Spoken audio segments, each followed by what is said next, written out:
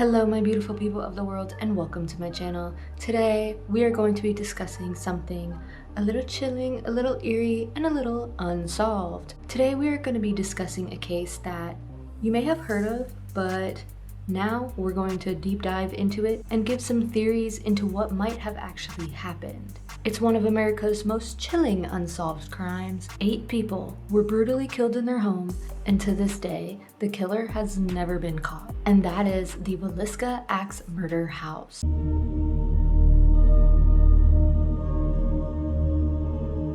This happened in the town of Villisca, Iowa in 1912, on the night of June 9th to the morning of June 10th.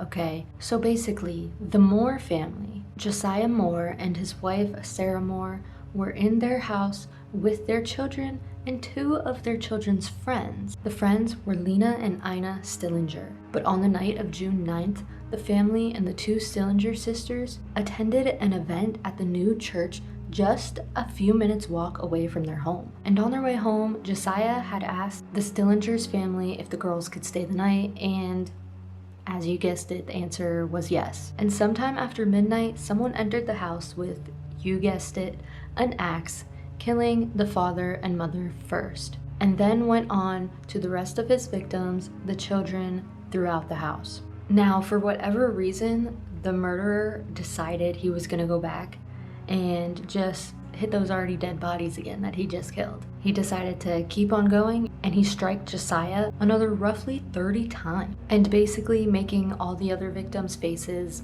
unidentifiable. He seriously went so crazy with this axe that it even left marks on the ceilings and the walls. Now what's interesting is that this killer decided to close all the drapes, all the windows.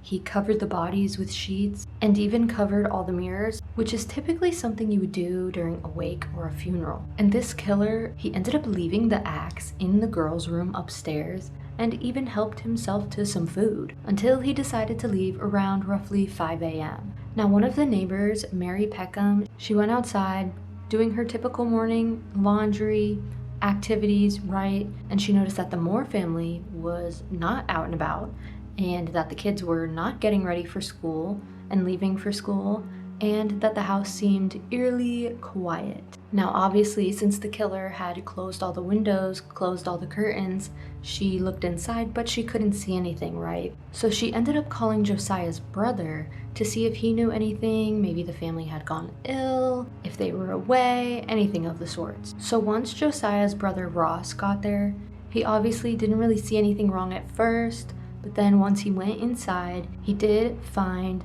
a body covered with a sheet and an arm hanging out lifeless of one of the Stillinger sisters. He then told the neighbor to alert the police, and this also alerted everybody in the town. And people in the town, upwards of like 100 people, were just rampaging through the house, looking at all the victims, looking at the murder weapon, even some people taking pieces of Josiah's skull before they were told to leave.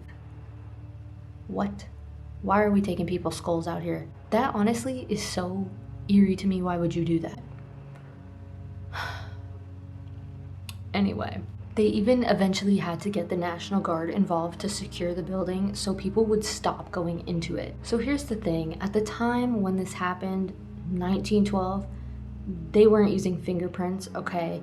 And doing toxicologies, it wasn't a part of normal autopsies, right? There were a lot less ways of investigating crimes like these back in the day. So even though a lot of people were speculating maybe the family was drugged in some way, given some sleeping medication, they weren't really able to dig into that. But it's speculated because, you know, a lot of people were like, well, how did the kids not hear this? How did nobody hear this? How did nobody wake up? But unfortunately, they could only do so much investigating back in the day, and a lot of the reports just went off statements from neighbors and people in the town. Now, there was a lot of witness statements, and there was around 14 that they took into account, but realistically, the only thing that investigators, the police, really found was an imprint in the hay in the barn, where they believe this killer was probably staking out and observing the family, you know, timing things out, waiting for them to come home and leave to church. They also found 2 cigarettes in the attic. They found a gas lamp, which also looked used. and they found a fragment of a keychain downstairs that wasn't one of the Moors. Now, there were several suspects that came about immediately, some even family members, but one of the prime suspects that a lot of people know about was Reverend George Kelly. Reverend George Kelly actually came to the town in 1912. Some of the suspicions come from the fact that he attended the church program that the family and the children went to the same night, and the fact that he was gone early the next morning, June 10th, sometime right after these murders happened. And he even posed as an investigator to get into the house after these murders happened. And what's even weirder is he sent a bloody shirt to a drugstore to get cleaned the following week. Now, if that doesn't sound suspicious, I don't know what does. Again, there are so many different suspects. You can do some research on yourself for all of them. I won't get into all of them here. But another one that people talk about and is unnamed basically is this serial killer that was going around at the time, and some people believe that he was traveling by train and did this murder and other murders on his route as well in this town, because there were other axe murders around the area from 1910 to 1919, and crime research has suggested that there were 10 incidences that occurred close to railway tracks and had some very similarities to the Villisca Axe case, which is why a lot of people thought maybe this was related and this was the same serial killer. What I also find interestingly eerie is that the town was named Villisca from a Native American tribe meaning pretty place or lovely view, but some historians now believe that the word was mistaken and it was actually supposed to be the word Villisca, which meant evil place. Yeah. Evil place. The house went through different changes, but eventually was restored in the 1990s by Martha and Darwin Lynn, and they made sure to restore it to its original condition that it was in 1912. And today it basically runs as a museum. You can go there and do investigations.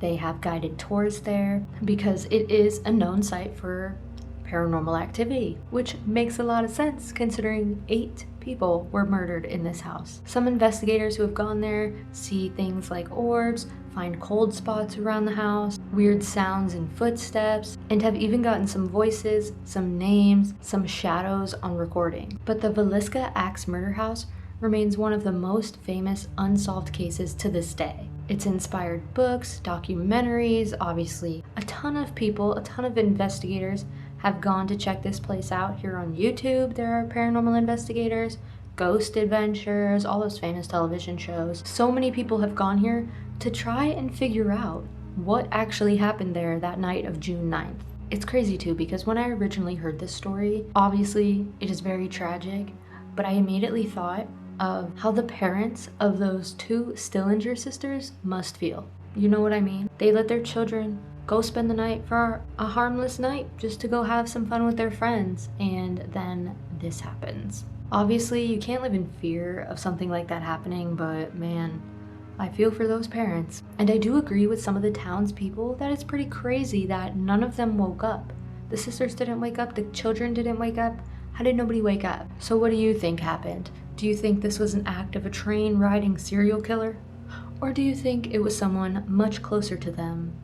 Let me know what you think in the comments below. I'm curious to know. We are all about open discussions on this channel, so give me your thoughts. I want to have a conversation. But alright, you guys, I hope you enjoyed this video. Hope you learned something a little new. And again, let me know what you think. If you like this type of content and you like this video, be sure to give it a like. And don't forget to subscribe. It's free. It helps me out a lot. I really appreciate you guys.